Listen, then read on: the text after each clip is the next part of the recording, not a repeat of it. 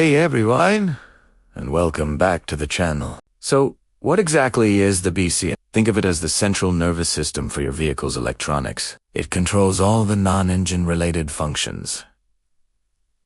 Your power windows, door locks, interior lights, security system, and a ton of other comfort and convenience features. When the BCM doesn't get the right amount of voltage, it starts to glitch out, leading to all those bizarre symptoms. The B1325 code is your truck's way of telling you, hey, my electronic brain is not getting enough power to think straight. Now, let's get into the nitty. What causes this low voltage condition in the first place? Well, the most common culprit is a weak or die-in battery. It sounds simple, but a battery that can't hold a proper charge will starve the BCM of the steady voltage it needs. Before you go any further, get your battery tested. Make sure it's fully charged and holding at least 12.6 volts with the engine off. Also, check your battery terminals for corrosion. A little bit of that white or greenish crust can create a lot of resistance and prevent a good connection. Clean them up with a wire brush.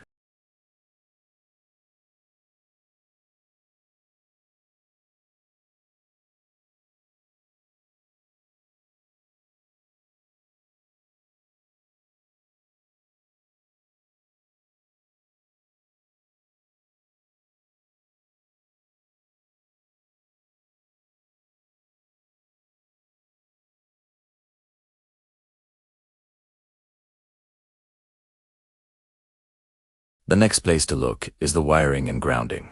This is a big one. The BCM has several ground points that connect it to the vehicle's chassis. If any of these ground connections become loose, corroded, or broken, it creates an open circuit, and the BCM loses its reference point. This will absolutely trigger a B1325 code. You will need to locate the BC.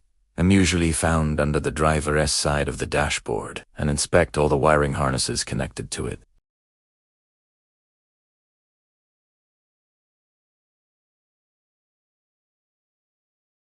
Sometimes just wiggling the connectors can temporarily fix the problem, which tells you you've got a bad connection. In some cases, the problem isn't the power or ground going to the BCM, but the BCM itself. Internally, these modules have circuit boards, capacitors, and processors that can fail over time due to heat, vibration, or moisture. Water intrusion is a notorious BCM killer. If you've had a windshield leak or a clogged sunroof drain, water can drip right onto the BCM, causing short circuits and corrosion on the board. If you suspect this, you may need to remove the BCM and open it up to check for any visible signs of water damage or burnt components.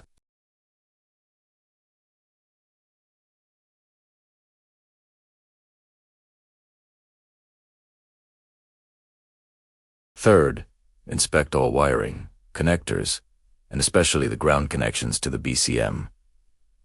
And finally, if all else fails, you may need to consider that the BCM itself has failed. If you do need to replace it, remember that a new BCM usually needs to be programmed to your specific vehicle's Wangen options. This often requires a trip to the dealership or a well-equipped independent shop. Dealing with B1325 can be a process of elimination. But by following these steps systematically, you can pinpoint the source of the problem and get your truck back to normal. I hope this guide helps you out. If you found this video useful, please give it a thumbs up.